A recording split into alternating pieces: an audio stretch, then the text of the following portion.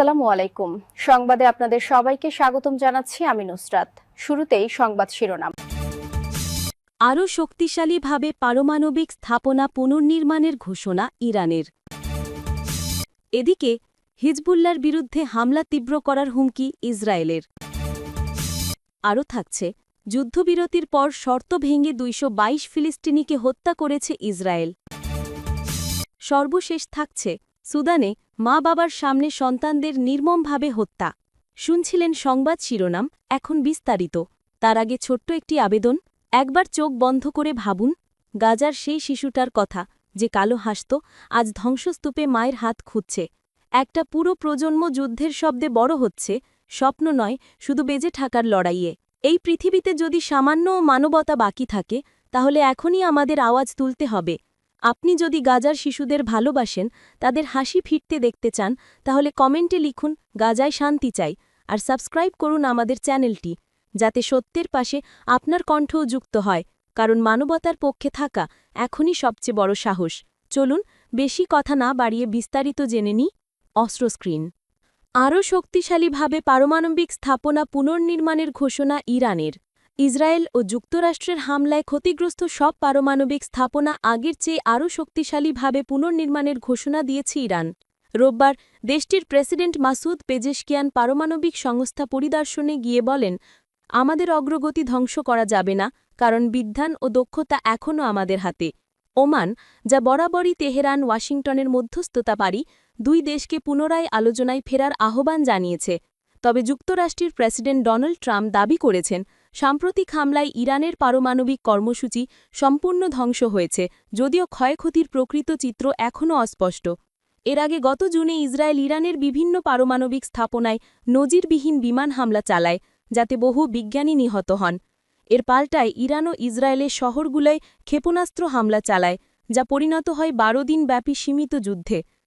পরে যুক্তরাষ্ট্র ও ইসরায়েল যৌথভাবে ৩টি স্থাপনা ধ্বংসের দাবি জানায় এবং ট্রাম্প যুদ্ধবিরতির ঘোষণা করেন।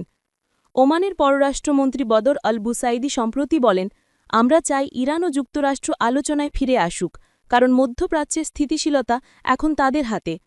হিজবুল্লার বিরুদ্ধে হামলা তীব্র করার হুমকি ইসরায়েলের। ইসরায়েল ঘোষণা দিয়েছে, দক্ষিণ লেবাননে হিজবুল্লার বিরুদ্ধে সামরিক অভিযান আরও জোরদার করা হবে। রোববার ২ নভেম্বর প্রতিরক্ষামন্ত্রী ইসরায়েল কাজ বলেন, হিজবুল্লাহ আগুন নিয়ে খেলা করছে। লেবানন সরকার যদি তাদের নিয়ন্ত্রণে না আনে, তবে সর্বোচ্চ সামরিক শক্তি প্রয়োগ করা হবে। ইসরায়েলি সামরিক সূত্র জানিয়েছে, সিরিয়া থেকে শত শত স্বল্প পাল্লার ক্ষেপণাস্ত্র লেবাননে পাচার করেছে হিজবুল্লাহ। ২০২৩-এর গাজা যুদ্ধের পর এই গোষ্ঠীর সঙ্গে ইসরায়েলের সীমান্ত সংঘর্ষ দীর্ঘায়িত হয়ে পড়ে। ২ মাসের তীব্র লড়াই শেষে ২০২৪-এর শেষ দিকে যুদ্ধবিরতি হলেও ইসরায়েল এখনও দক্ষিণ লেবাননে সেনা মোতায়েন রেখেছে। লেবাননের স্বাস্থ্য মন্ত্রণালয় জানায়, শনিবার নাবাতিয়ে জেলায় ইসরায়েলি বিমান হামলায় ৪ জন নিহত হন। ইসরায়েলি সেনারা স্বীকার করেছে, নিহতদের মধ্যে একজন ছিলেন হিজবুল্লাহর হাদওয়ান বাহিনীর সদস্য, যিনি অস্ত্র পরিবহন ও অবকাঠামো পুনর্গঠনে জড়িত ছিলেন। যুদ্ধবিরতির পর শর্ত ভেঙে ২২২ ফিলিস্তিনিকে হত্যা করেছে ইসরায়েল। গাজার স্বাস্থ্য মন্ত্রণালয় জানায়, আহত হয়েছেন আরও ৫৯৪ জন।